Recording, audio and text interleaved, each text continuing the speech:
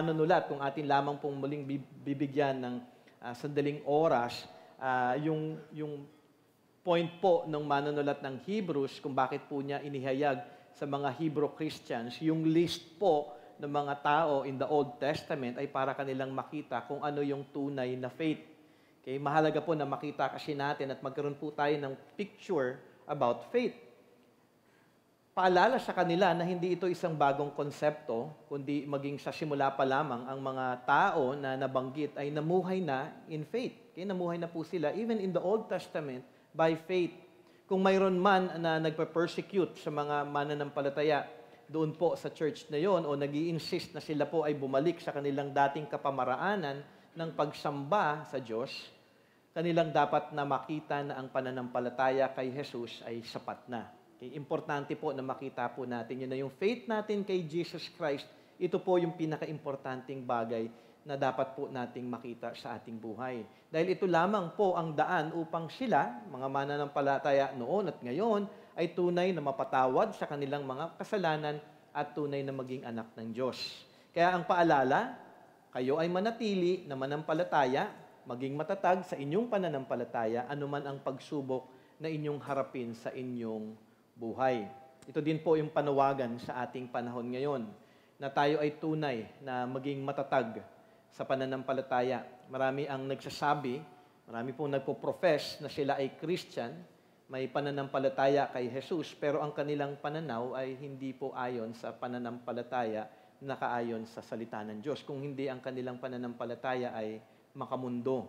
Namumuhay pa hindi para kay Jesus, kundi namumuhay para sa sarili. Namumuhay sila na walang takot sa Diyos, namumuhay na walang pagkilala sa kasalanan, namumuhay ng katulad ng mundo. Pero sasabihin nila, sila ay Christian. So we have to be very careful. Kasi hindi po taga-attend kayo ng church, ng Christian church, Christian na kayo. Hindi po, katulad ng sinabi ko before, hindi po porket tama po yung doctrine ng ating church, biblical po yung ating mga pinangahawakang katotohanan, ganun na rin kayo. Dapat po ito'y makita sa inyong pamumuhay at inyo itong tinatayuan at inyong sinasabuhay ang katotohanan ng salita ng Diyos. Sabi nga ng manunulat, nawa ang inyong pamumuhay ay maging katulad ng pananampalataya ng mga nauna sa kanila. Kaya nagbigay ng list. Kasi yung faith nila, hindi po ito shaken faith, hindi ito, yung mahinang klaseng pananampalataya, kundi in the Old Testament, matibay po yung kanilang pananampalataya.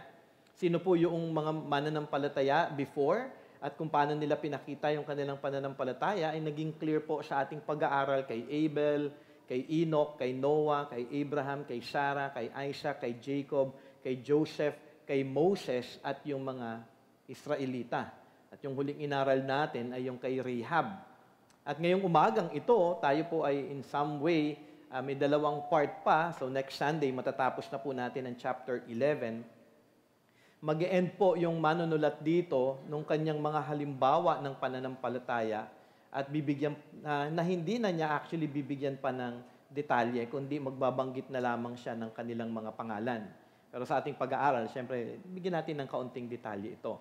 So ating buksan ng ating mga Bibles in Hebrews chapter 11 from verse 32 to 40. So half of this lamang yung ating maaaral and then next Sunday tatapusin po natin ang chapter 11.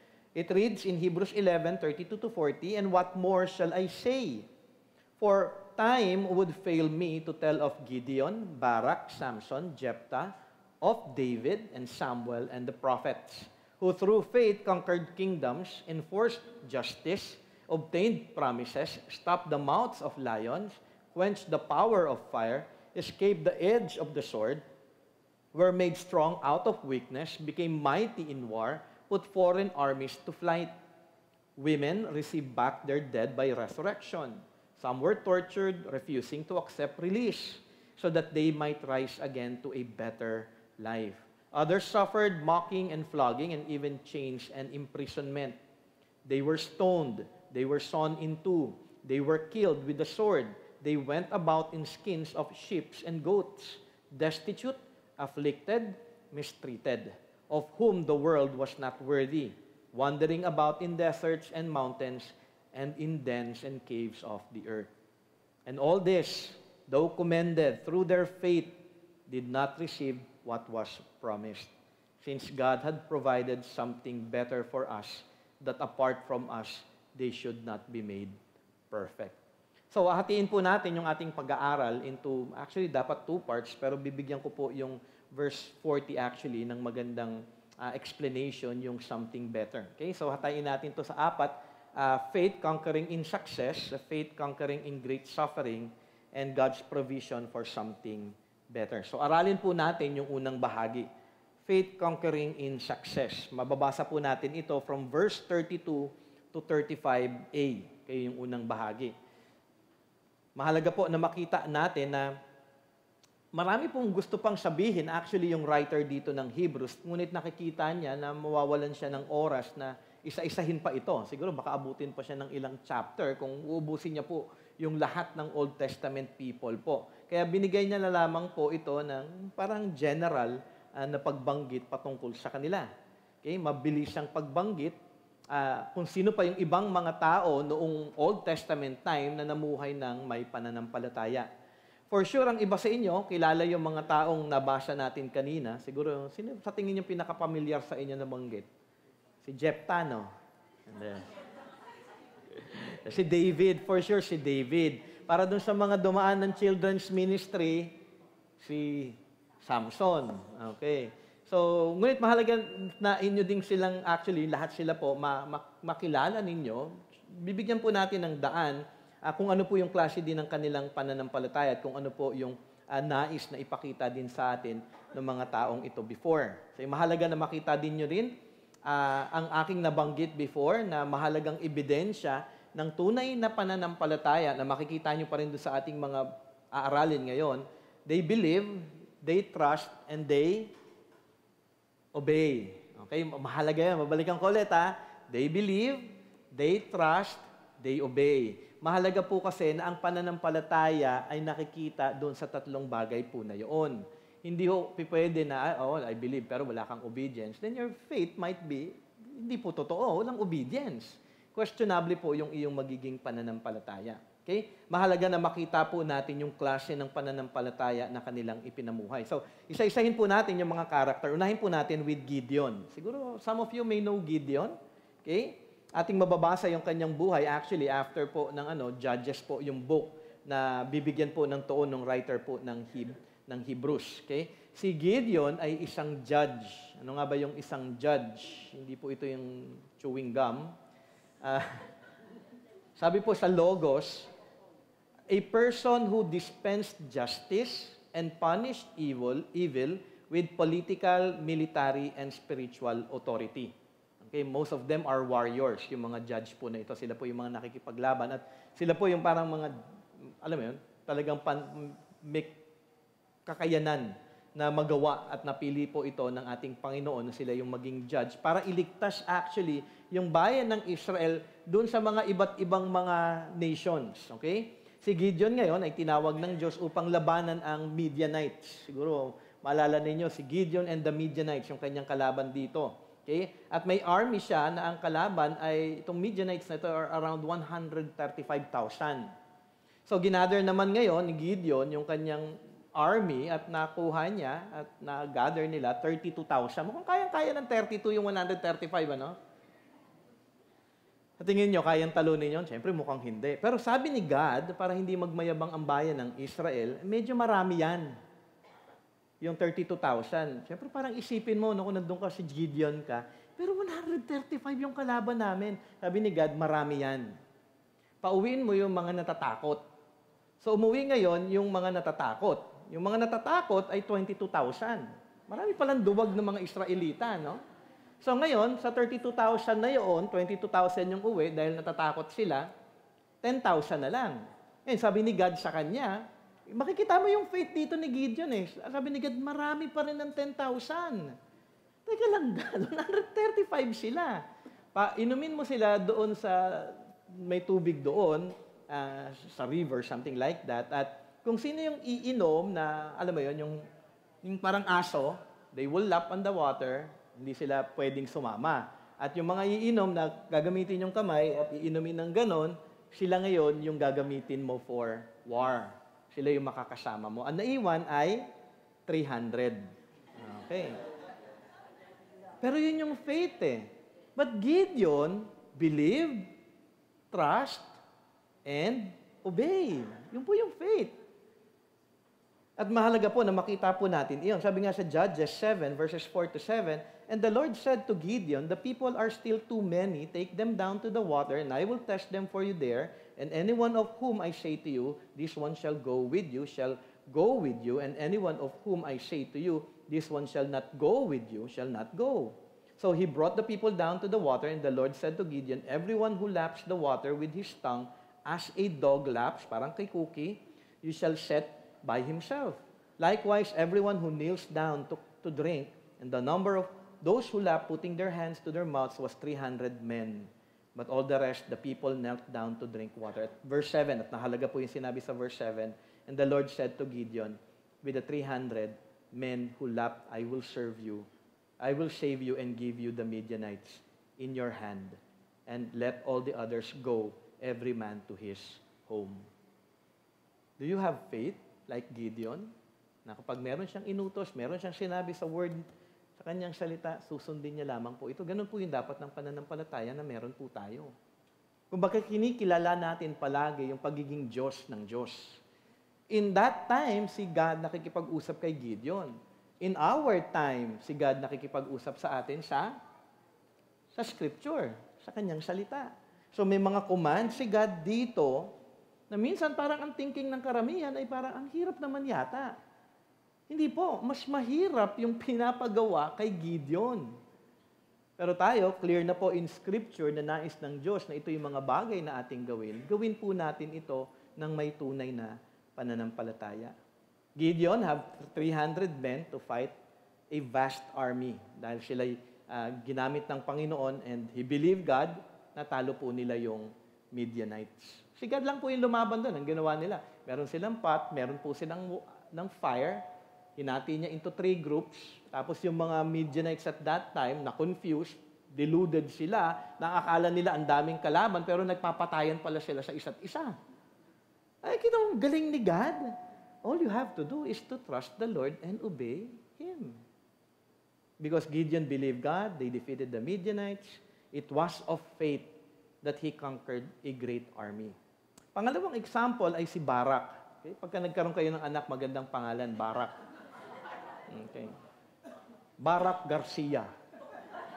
Di ba? Parang, di ba? Barack Obama. Okay? Muli, nahulog yung bayan ng Israel sa kasalanan at sila ay napailalim sa kamay ni Jabin, king of Canaan. So, ang kalaban naman po dito ay mga Canaanites. At may commander siya na ang pangalan ay Sisera, okay, na may malaki ding army at may binuboast siya na meron siyang 900 chariots of iron. So, matindi siya. Siyempre, kung may kabayo ka, matinding army yan. Kung may kabayo ka at may chariots ka, ay mas matindi yan. Okay, mas mahirap makalaban yan. At mababasa po natin yung story niya in Judges 4.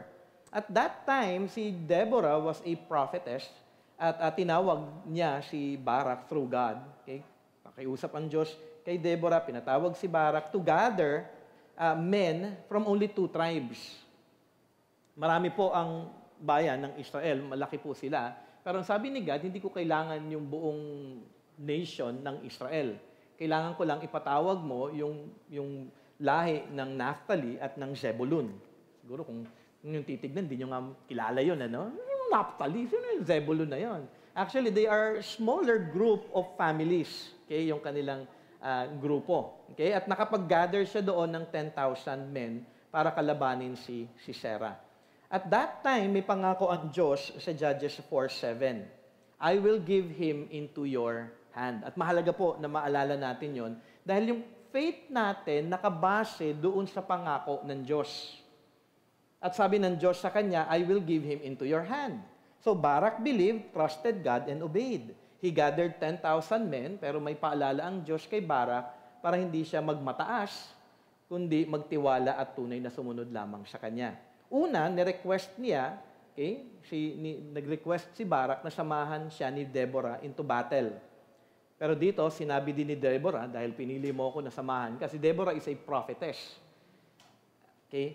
ah, dahil pinili mo ako, matatalo mo si Sisera, pero ang papatay sa kanya ay hindi ikaw, isang babae. Okay. So, sabi dito, sabi dun po sa passage na yun, for the Lord will sell Sisera into the hand of a woman. Again, hindi naging mahalaga ito kay Barak dahil ang mahalaga sa kanya ay gawin ang kalooban ng Diyos. So, nakipaglaban sila kay Sisera. Pinadala ni Sisera ang kanyang 900 chariots of iron, pero sila ay natalo pa rin nila Barak dahil sa tulong ng ating Panginoong Diyos. At tumakbo si Sisera by foot, kaya't nagtago, at sa kanyang pagtago, bumalik siya doon sa bayan nila, na meron isa pang another nation na kanyang napuntahan, at napunta siya sa tent ni Jael, na wife ni Heber, na isang Kenite. Okay, ang Kenite tsaka yung Canaanites ay magka-close yan. Hindi sila magkalaban. They are in good terms. So, nung dumating siya doon sa bahay ni Heber na isang Canaanite, sinabihan niya si Jael na, itago mo ko at bigyan mo ko ng tubig, at binigyan siya ni Jael ng milk, tapos tinago siya. Sabi ni Sisera kay Jael na, pag may dumating at naghahanap, sabihin mo wala ako. Parang familiar hanggang ngayon. Ano? Walang pagbabago, no? Parang pag dumating yung naniningil dyan ng Meralco, sabihin mo, wala ako. Kasi inutusan niya magsinungaling si Jael. Pero ang ginawa ni Jael, actually, dahil nakakover siya ng rug, itong si Sisera, kumuha siya ng tent peg. Alam niyo yung tent peg? Yung tent peg, siya yung parang pako na malaki, okay, para yung tent tumayo. Okay? So, yun yung nagsusupport doon. So, kinuha niya yung tent peg na yon. Siguro maganda basahin ko na lang. Basahin ko na lang. Verses 21 to 22. But Jael, the wife of Heber, took a tent peg and took a hammer in her hand. Then she went softly to him and drove the tent peg into his temple until it went down into the ground while he was lying fast asleep from weariness. Pinako niya hanggat sa lumabas yung tent peg na yon at bumaon sa lupa. Ganong klase. Lakas siguro ng babaeng yun, ano? Siyempre, yung skull, hindi naman yata ganong karupok yun. Hanggat sa bumaon yung ano. So, pinatay niya talaga si Sisera. So, he died.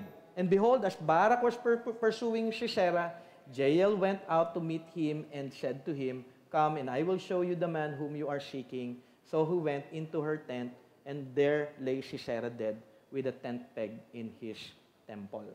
Okay? So makikita natin kung saan natupad yung pangako ng sinabi ng Diyos in verse 9, I will sell Sisera into the hand of a woman. So every word of God, nangyayari po. Hindi ho ito pwede na parang baliwalain natin because what God has said, it will be done. Pero mahalaga na makita natin dito, mainly dun sa story po ng kay Barak, yung kapangyarihan po ng ating Diyos. Ang kanyang kaluwalhatian, ang kanyang pagtupad sa kanyang pangako, at ating makikita din na hindi niya pinatawag actually yung buong Israel, kundi yung lahi lamang ng Naphtali at ng Zebulun. Para ipakita na not because of your strength nor your might, matatalo nyo si Sisera, but because of the Lord. So mahalaga na makita po natin, malaking kalaban sila si Sisera, pero naging tugon ni Barak ay panghawakan ng pangako ng Diyos, manampalataya sa ating Panginoon, magtiwala sa Kanya at sumunod. Makikita natin, Barak's faith conquered kingdoms. Okay? Yung susunod po na character ay si Samson. Siguro medyo kakilala nyo to si Samson. Baka meron kayong kapitbahay, kaibigan, pangalang Samson. Hindi po siya yon. Okay? So si Samson po ay mas kilala actually more on his strength, yung kanyang lakas more than his faith. Dahil kung inyo pong nabasa yung kanyang buhay sa Judges, marami po talaga siyang ipinakitang kalakasan, pero marami din po siyang ipinakita na parang, alam mo yon, ang weak naman nitong taong to. Kung kilala nyo si Samson, alam mo yon, marami po siyang mga ginawa na hindi po, in some ways, maganda. Okay? Siguro basahin lamang po natin yung Judges 13:5 at mababasa po natin dito yung plano ng Diyos at kalooban ng Diyos para kay Samson. Sabi po dito, Judges 13:5, For behold, you shall conceive and bear a son, no razor shall come upon his head, for the child shall be a Nazarite to God from the womb. And he shall begin to save Israel from the hand of the Philistines. Ito po yung sinasabi ng Panginoon. He will be a savior against the Philistines. Okay? For sure, alam po ni Samson yun at naikwento sa kanya ng kanyang mga magulang. At yun, pinanghawakan po actually ni Samson hanggang sa kanyang paglaki. And then verse 24 to 25, and the woman bore a son and called his name Samson, and the young man grew, and the Lord blessed him. So, kasama niya na ang ating Panginoon nung siya ay pinanganak at lumaki. And the Spirit of the Lord began to steer him. So, ibig sabihin, kumikilos na yung banal na Espiritu, yung Spirit of the Lord, sa kanyang buhay in Mahanandan between Zorah and Eshtaol. Ito po yung lugar kung saan nandun po yung mga Philistines. So, si Samson ay naging judge dahil sa panawagan ng ating Panginoong Diyos. Okay? Ang kalaban naman at that time ay mga Philistines. Kung inyong nabasa, iba ang naging daan kung bakit niya naging kalaban yung mga Philistines. Not just because that he was a judge, pero yung ways nung bakit siya nakipaglaban sa mga Philistines po ay medyo kakaiba. Okay? Ibang way siya. Medyo immoral po kasi si Samson, pero siya pa rin po inapili ng Panginoon. Nagkaroon po siya ng asawa na isang Philistine. At syempre, bawal po yon sa bayan po ng Israel. Dahil because that is hindi sila pwede to be married to someone na hindi po nila kalahi. Pero bahagi pa rin po ito ng plano ng Diyos dahil sa kanyang pagiging immature at pagiging self-centered. May nakita akong babae sa Philistine, siya ang gusto ko. Ganun siya eh. So, binigay sa kanya, pero way ni God yon para maglaban ang Israel at si Samson. Okay? Maglaban ang Philistines at si Samson. Okay? So, Judges 15, mababasa po natin isang part doon, marami pong ipinakita dito, pero makikita natin yung pakikipagtunggali niya sa kanila. Binisita ni Samson ang kanyang asawa, pero yung magulang, nagpunta ngayon si Samson doon sa bahay niya, bahay ng magulang ng kanyang asawa. Gusto niyang makita yung asawa niya, pero sabi ng tatay, ay wala na. Akala ko ayaw mo sa kanya eh. Binigay ko sa iba. Weird, no? Yung anak na lang na bunso, siya na lang. Maganda rin naman siya. Nagalit si Samson. So yung ginawa ni Samson, makikita po natin in Judges 15, 3-5. And Samson said to them, this time I shall be innocent in regard to the Philistines when I do them harm. So Samson went and caught 300 foxes. Isipin niyo na lang yun, ano? Nanghuli siya ng 300 foxes. Paano niya kaya nagawa yun, ano? And took torches, and he turned them tail to tail and put a torch between each pair of tails. So niligyan niya yung tail ng torches, magkakadikit yung mga 300 na foxes na yon, at pinatakbo niya. And when he had set fire to the torches, he let the foxes go into the standing grain of the Philistines and set fire to the stacked grain and the standing grain as well as the olive orchards. So dito nagalit ngayon yung Philistines. Galit, siyempre, sinunog ba naman ang pagkain mo di ba? So, wala kang makakain. Sino gumawa niyan? Sabi yan, si Samson. So naglaban na ngayon sila. So ang ginawa ngayon ni Samson, pinatay niya ngayon yung mga Philistines. Sabi po sa verse 15, and he found a fresh jawbone of a donkey. So may jawbone of a donkey, kinuha niya to, and put out his hand and took it, and with it, he struck 1,000 men. It is Samson against 1,000 Philistines. Ganon siya kalakas. At actually, natakot yung mga Philistines sa kanya dahil kaya niyang mag-isa na lang siya, pinatay niya 1,000 men. Kaya nga lang, dumating sa buhay niya si Delilah, na isang prostitute. May kilala ba kayong pangalan Delilah? Curious lang ako, kasi si John MacArthur, sinabi niya doon sa preaching niya, wala pa daw siya kahit kailan na nakilalang pangalan ay Delilah. Ako ngayon sabi, meron kang kakilala, si Sister Nene, may kilalang Delilah. Okay, so at least nalaman ko, buti pa si Sister Nene, may nakilalang Delilah. Si John MacArthur, wala. Pakilala mo kaya sa kanya?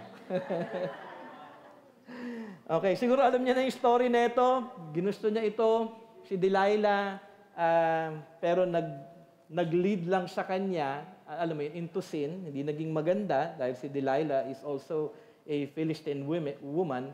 At sabi nga doon sa Judges 16:20, but he did not know nung binigay na ni Samson na because of my hair, actually hindi naman talaga sa hair niya yung strength niya. Dahil lang sa pagiging makasalanan na lang naparusahan siya ni God, kaya po nangyari yon. Kaya sabi sa Judges 16:20, but he did not know that the Lord had left him. Yun yung time na nakat na yung kanyang hair. So nawala yung lakas ni Samson dahil pinarusahan siya ng ating Panginoon, siya ay nahuli ng mga Philistines, ngunit sa huli ng kanyang buhay, siya pa rin ay nanampalataya sa ating Panginoong Diyos. Actually, nagsisi naman siya. Okay? Basahin po natin yung Judges 16:28-30. Then Samson called to the Lord and said, O Lord God, please remember me and please strengthen me only this once. So nagre-request na siya sa Panginoon ng isang beses na lang, Lord. O God, that I may be avenged to the Philistines for my 2 eyes. Kasi binulag siya Nung nahuli siya, binulag siya. Okay? And Samson grasped the 2 middle pillars on which the house rested and he leaned his weight against them. So walang sasandal sa mga natin Mamaya baka bumagsak din. Okay? His right hand on the one and his left hand on the other. And Samson said, let me die with the Philistines. Then he bowed with all his strength, and the house fell upon the lords and upon all the people who were with it. Kasi may great feast Pinag-celebrate ng mga Philistines. Nahuli na namin si Samson. So lahat nagpunta doon. At ginawa siya na parang, circus, parang gano'n. Pinakita siya doon at ginawa niya, sinira niya yung mga pillars. So, the dead whom he killed at his death were more than those whom he had killed during his life. Mas marami pa siyang napatay na mga Philistines. It was by faith that Samson did all of these things. Sabi nga ni John MacArthur, and I quote, God had promised him power, and Samson trusted God for that power. He faced the Philistines not in the courage of physical prowess, but in the courage of faith. We are inclined to judge Samson by his weaknesses, but God commends him for his faith because he believed God. Salbahe po yung mga Philistines Pero nanampalataya si Samson sa ating Panginoong Diyos, kaya nagapi niya yung mga Philistines. Okay? Susunod po ay si Jephthah. Hindi ko na dadaanan to, kilalang-kilala nyo to Parang siguro nga, ngayon nyo lang yata nabasa yung pangalan niya, no? Ating mababasa si Jephthah, dito yata nauso yung mga HH sa pangalan. Daming H Jephthah. Okay, sa Judges 11, ang naging kalaban naman niya ay mga Ammonites. So, ibang lahi na naman po ito.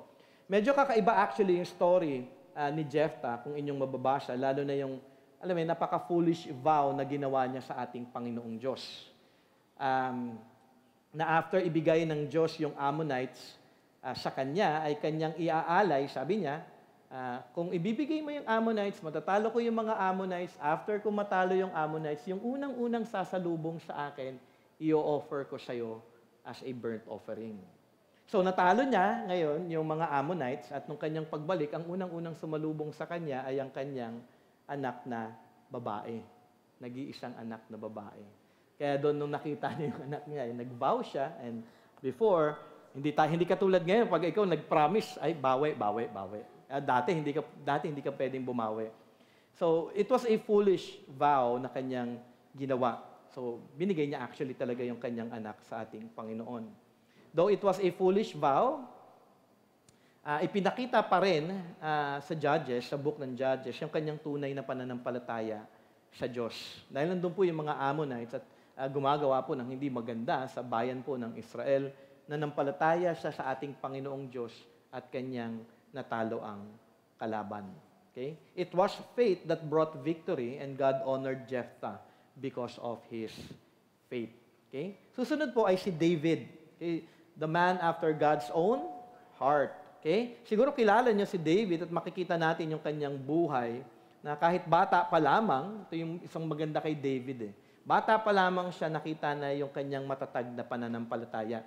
Siguro para sa mga youth natin ngayon, sa mga kabataan ngayon, na makita ninyo that even at that young age, pwede din kayo magkaroon ng isang tunay na matibay na pananampalataya sa ating Panginoong Diyos katulad ng kay David. At yung story po na gusto kong tignan natin ay mababasa po natin sa 1 Samuel chapter 17. Ito po yung story ni David at Goliath. Siguro alam niyo na lahat to, no? Yung story po na ito. Si David na napag-utusan lamang ng ama na bumili ng suka. Di ba? Napag-utusan siya, dalhin mo yung pagkain doon sa mga kapatid mo at nasaksihan niya, nakita niya na nandun si Goliath. Siyempre, sa laki ba naman ni Goliath, imposibleng hindi niya makita ito. Okay? So, nakita niya kung paano maliitin ni Goliath ang bayan ng Israel at imak ang ating Panginoong Diyos. Siguro magandang basahin po natin yung part na yon in 1 Samuel 17:26. And David said to the men who stood by him, "What shall be done for the man who kills the Philistine and takes away the reproach from Israel?" Kasi ano mo yun, parang kinukutsa sila. "For who is this uncircumcised Philistine that he should defy the armies of the living God?" So may pagkilala siya kagad. Bakit niya ginagawa yon? At kayo hinahayaan nyo lang? Isipin mo, bata yan ha. Bata lamang siya. He was a boy. Yun yung description sa kanya in the scripture. At dahil sa kanyang sinabi, siguro sa sobrang kadaldalan niya that time, dahil salita siya ng salita, nakarating tuloy kay King Saul yung kanyang sinasabi at dinala siya ngayon kay King Saul. And then dito makikita natin, after that, fast forward po tayo, 1 Samuel 17:32-37, kung inyong pong bubuksan ng inyong mga Bibles, makikita po natin yung kanyang sinabi. Kausap niya na dito si Saul. And David said to Saul, "Let no man's heart fail because of him. Your servant will go and fight with this Philistine." Bata po ito And Saul said to David, "You are not able to go against the Philistine to fight with him, for you are but a youth." Okay? Siguro baka si James. Okay? And he has been a man of war from his youth. But David said to Saul, "Your servant used to keep sheep for his father, and when there came a lion or a bear and took a lamb from the flock, I went after him and struck him and delivered it out of his mouth. And if he arose against me, I caught him by his beard and struck him and killed him." Tama, pumapatay ng leon at ng bear. Bata. Okay? "Your servant has struck down both lions and bears.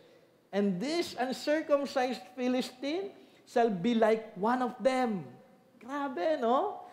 Kung paano ko pinatay yung leon at yung, ang Tagalog ng bear? Oso. Okay. So kung paano ko pinatay ang mga ito, magiging katulad to nung Philistine. Okay? "For he has defied the armies of the living God." And David said in verse 37, "The Lord who delivered me from the paw of the lion and from the paw of the bear will deliver me from the hand of the Philistines." Not because of my strength, yun yung faith eh.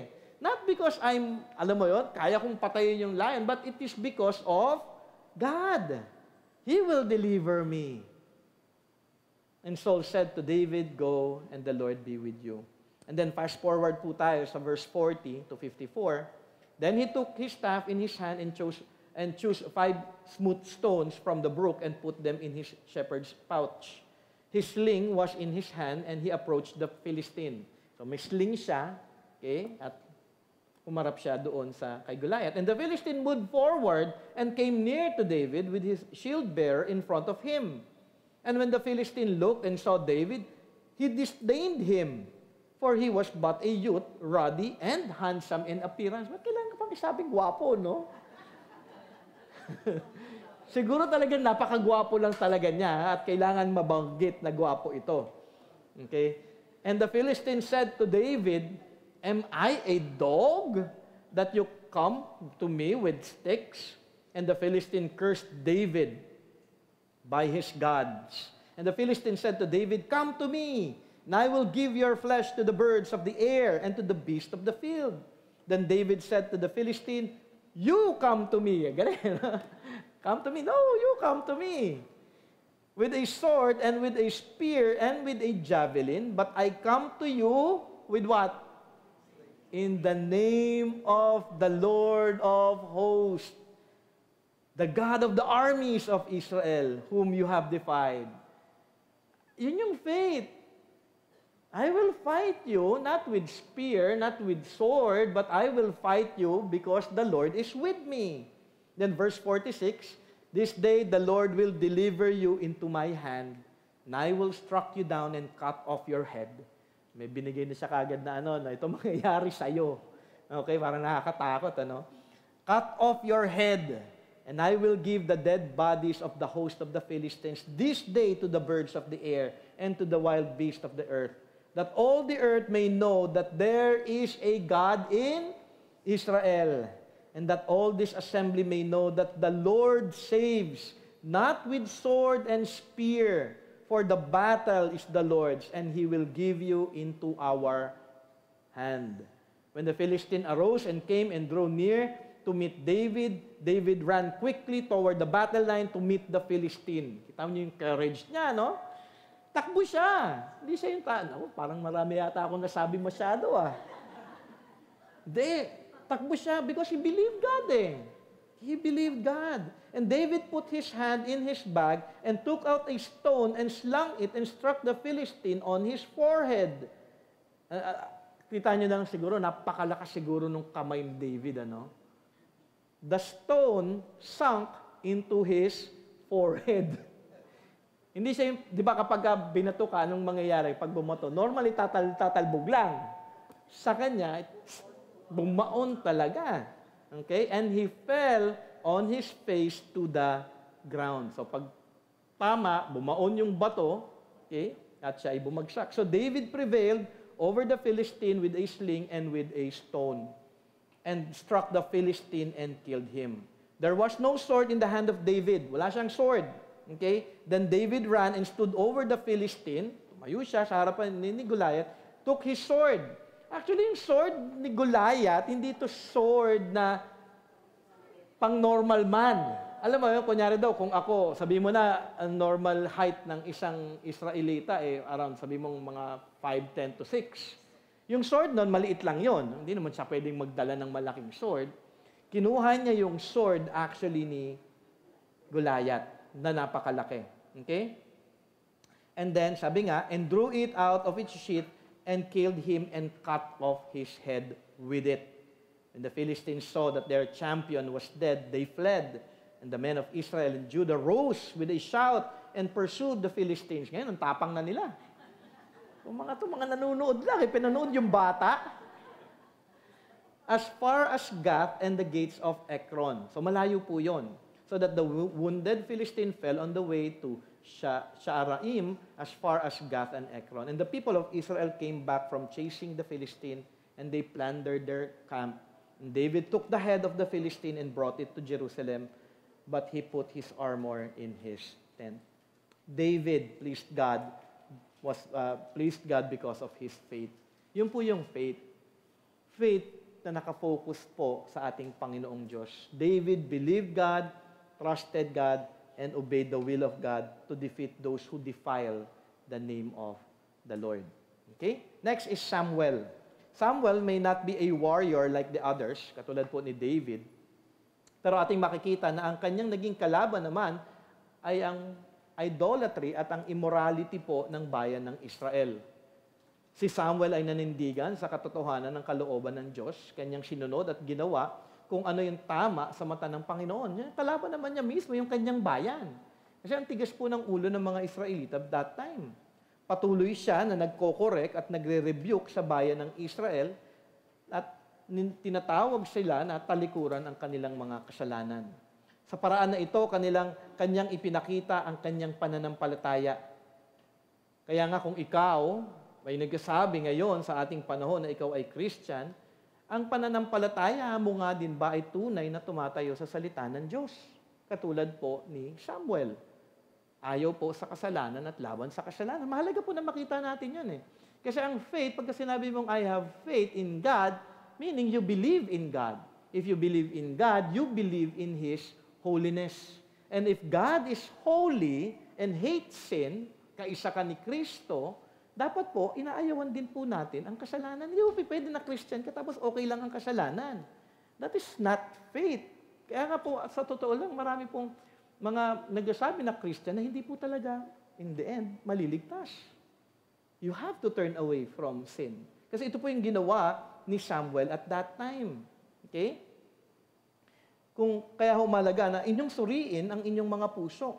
Tunay nga ba na ang inyong pananaw sa kasalanan ay katulad din ng pagkamuhi ng Diyos sa kasalanan? Siguro magandang magbigay po ako ng isang example at maganda po yung example na ito in 1 Samuel 15 kung saan inutos ng Diyos kay Saul na kanyang i-devote to destruction ng Amalekites. Okay? Kalaban naman dito, Amalekites. Sabi sa 1 Samuel 15:3, "Now go and strike Amalek and devote to destruction all they have. Do not spare them, but kill both man and woman, child and infant, ox and sheep, camel and donkey." So lahat patayin mo. Wala kang iiwan sa lahi ni Amalek. Kasi napakasalbahe po ni Amalek. Yung mga Amalekites po, para magkaroon po kayo ng idea sa kanila, during the time of the Exodus, sila po yung mga yung napaka-traidor. Dahil siyempre, naglalakad yung bayan ng Israel, around the yung mga naiiwan sa likod na mahihina, unti-unti nilang pinapatay. Ganon sila yung kasama, sneaky. Kung ano lang yung kaya nila, mga mahihina, kaya galit na galit si God sa kanila. At dumating na yung galit, na napuno na ng galit ng Panginoon, sinabi ngayon niya kay Saul na patayin mo ang lahat ng ito. Actually, sumunod si Saul, ngunit hindi niya fully na ginawa yung pag-uutos ng Diyos. Sabi nga sa verse 9, "But Saul and the people spared Agag, and the best of the sheep, and of the oxen, and the fatted calves, and the lambs, and all that was good, and would not utterly destroy them." Sabing patayin, ginawa ni Saul hindi. All that was despised and worthless, they devoted to destruction. King Saul did not obey God. Hindi niya sinunod. Kaya nga mahalaga na makita ninyo na ang hindi pagsunod sa salita ng Diyos ay pagpapakita ng kawalan ng pananampalataya. Ang hindi pagsunod ay kasalanan at hindi ito nakakaluwalhati sa Diyos. Hindi ko sinasabi na kung ikaw ay Christian na perfectly mo na masusunod ang salita ng Panginoon.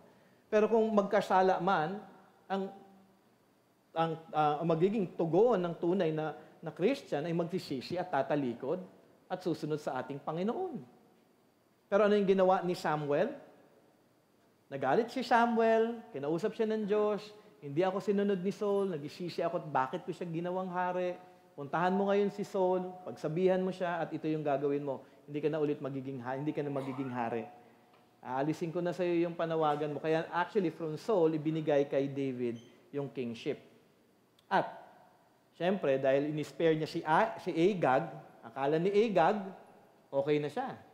Sabi sa verse 32 to 33, when Samuel said, "Bring here to me Agag, the king of the Amalekites."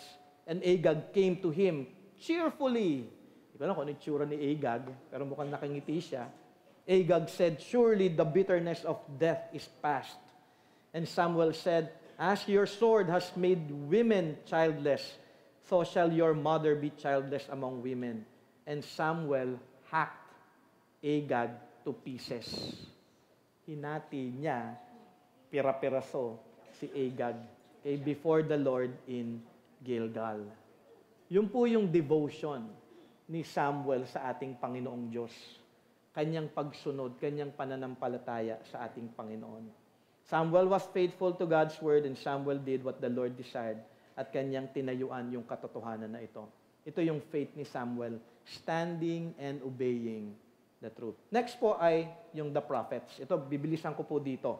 Okay? So, from verse 33 to 35, makikita po natin, iniisa-isa niya na po, yung mananampalataya ay yung manunulat dito at nagbanggit na lamang po siya ng mga description. Verse 33, sabi nga, "Through faith conquered kingdoms." Nakita na po natin yon sa mga nabasa natin. They conquered kingdoms. Enforced justice. Siya po, ang Diyos po ay tumawag ng mga judges at in-enforce po nila yung justice sa kanilang bayan. Obtained promises. Ating makikita na sa bawat panawagan ng Diyos ay kasama nito yung pangako sa kanila na kanilang matatanggap.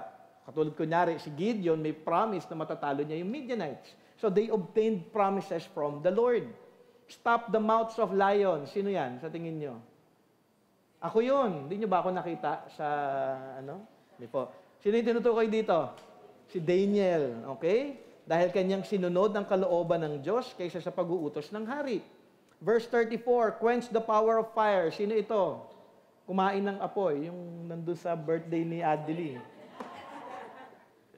Sino yung tinutukoy dito? Si Shadrach, Meshach, and Abednego. Okay? Kung saan sila din ay hindi sumunod sa hari, kundi kanilang sinunod ang nais at kalooban ng Diyos. Ang ganda actually yung sinabi ni Shadrach, Meshach, and Abednego in Daniel chapter 3. Sabi po doon, 17 to 18, if this be so, our God whom we serve is able to deliver us from the burning fiery furnace, and He will deliver us out of your hand, O King. But if not, be it known to you, O King, that we will not serve your gods or worship the golden image that you have set up. Yun yung faith. Ano man ang gusto mong gawin, hindi ko gagawin. Dahil yan ay paglabag sa aking Panginoong Diyos. Dahil sa kanilang hindi pagsunod sa hari, sila ay naparusahan, sila ay hinulog sa fiery furnace, pero dahil sa kanilang pananampalataya, hindi sila nasunog. Actually, hindi nga daw sila amoy sunog. After nilang lumabas. Okay? At may kasama pa po sila doon, which is, sabi nga, ni Nebuchadnezzar, like a son of the gods. Not only that, escape the edge of the sword. Okay? Anuman ang lakas ng kalaban, ang ating Panginoong Diyos ay nagbigay ng protection sa kanila. Yung 300 men of Gideon, wala pong namatay sa kanila. Okay? Sila'y prinotektahan ng ating Panginoon. Were made strong out of weakness. Ito po ay si Samson. Mahina na siya, pero siya'y pinalakas pa rin ng ating Panginoon. Became mighty in war. Lahat po yung mga binanggit ko kanina na nakipaglaban sa bawat bayan, ipinakita doon sa kanilang pananampalataya, sila ay naging mighty warriors. Okay? Then huli po sa verse 34, put foreign armies to flight. Lahat po ng example na ating nabasa kanina, lahat ng mga kalaban nila ay tumakbo at lumayo sa bayan ng Israel. And lastly, verse 35, women receive back their dead by resurrection. Saan po ito? Kay Elijah, okay? Kung saan binalik niya yung buhay ng bata, ng widow dun sa Zarephath in 1 Kings 17, verses 8 to 23. At yung kanyang naging successor, si Elisha, did the same thing dun sa Shunammite woman, na anak na lalaki na kanyang binuhay din. Okay? So sabi nga, these mothers and these prophets believe God for resurrection. Because of their faith, nabuhay po yung mga patay. Sa mga halimbawa na ating nakita dito at nabasa, halimbawa ng pananampalataya, okay, makikita ninyo na ito ay paalala ng manunulat sa Hebrew Christians at that time. Sabi doon ng manunulat dito, sinasabi niya na manampalataya lamang kayo kay Jesus at maging matatag din kayo sa inyong pananampalataya at ang ating Diyos ang siyang mag-iingat din sa inyong lahat. Siguro magandang katanungan bago tayo magtapos. Ang inyong pananampalataya nga ba ay katulad ng pananampalataya dito sa ating mga naaral?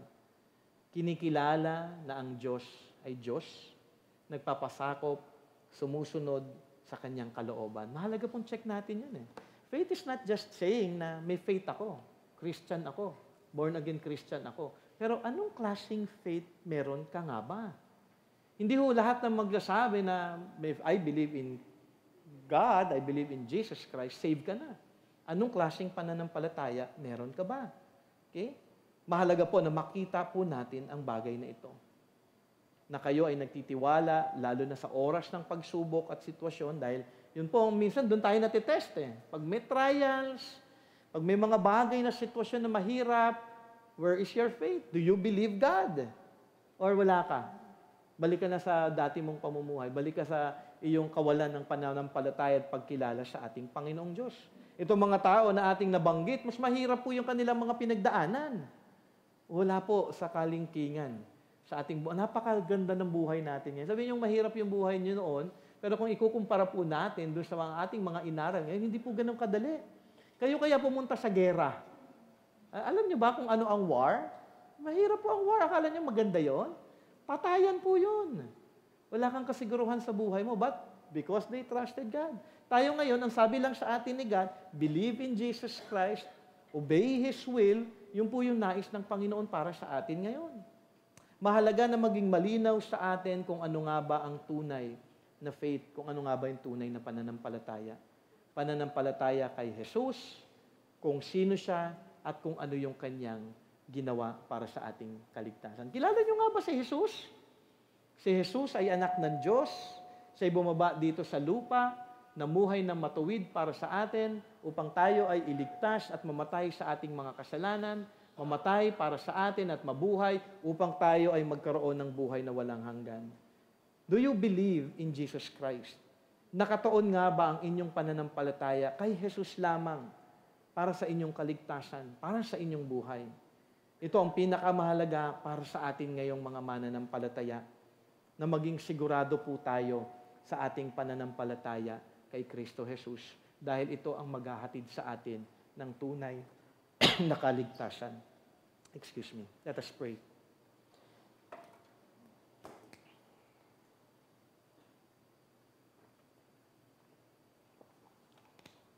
Let us pray. Thank you, Lord, once again, sa lahat ng example na ibinigay niyo po in the Old Testament, kung paano po sila namuhay at that time, paano po nila ipinamuhay, Panginoon Ama, ang pananampalataya na kayo din ang siyang nagbigay. Maraming salamat. And may we learn from their life, especially, Lord God, yung kanilang faith na ipinakita. May we also learn dun sa mga pagkakamali po nila na hindi po naging magandang example sa amin, na ito hindi po namin sundin, kundi sundin po namin ang mga bagay na inyo pong itinuturo, na kami ay tunay na kumilala sa inyo, tunay na manampalataya kay Kristo Jesus, tunay na tumayo, Panginoon Ama, sa katotohanan ng inyong salita, at tunay na mamuhay hindi na para sa aming mga sarili, kundi mamuhay lamang para kay Kristo Jesus at para sa inyong kaluwalhatian. Lord, thank you for your word. Thank you for this day. And Lord, we also pray later on, O God, sa young adults ministry, sa nagagawin, Panginoon Ama, sa Church ng Bonds of Love in Pasita. We pray, Lord, na yung 50 po na nag-register ay tunay na nandoon, at magsama-sama po kami na mag-aral ng inyong salita, matuto sa inyong salita, mabago, O Diyos, ng inyong salita, at tunay na maging malinaw lamang ang mabuting balita sa lahat po ng makikinig sa araw po na iyon. Thank you, Lord God, for allowing our church to gather together with the other churches, O God. And we pray, Lord, na hindi lamang po ito ang una, but we pray, Lord God, for a longer time, Lord God, na ito po ay magpatuloy at magkaroon po ng magandang fellowship with the other churches. At kami po ay maka-encourage din sa kanila patungkol sa katotohanan din, O Diyos, ng inyong salita. Thank you also for the children's ministry, at majority of them are back. And we pray, Lord, na every Sunday, mga batang ito ay magpatuloy na dumalo. At kami din, Panginoon Ama, not only nasa children's ministry, but kami mga naririto, aming dalangin, O Diyos, na maging bahagi po sila ng aming mga panalangin. Ipanalangin po namin ang kaligtasan ng mga batang dumadalo, at aming dalangin din, Panginoon Ama, na kami din ay bumuo ng magandang relasyon sa kanila, na makita si Kristo Jesus sa aming mga buhay, at makita nila na ang church po na ito ay mula sa inyo, at kayo ay umaabot din, Panginoon Ama, sa bawat bata na inyo pong dinadala dito. At aming dalangin na sila din in time ay tunay po, O Diyos, na makakilala kay Kristo Jesus. So thank you, Lord God, for all the blessings, for guiding us to study your word once again this morning. May you be glorified, Lord, in our lives, especially this coming week. Sa aming pag-uwi, aming dalangin ng inyong pag-iingat. Kayo po ang manguna sa aming lahat. Ito po ang aming dalangin sa pangalan ni Kristo Jesus. Amen at amen. Yung youth,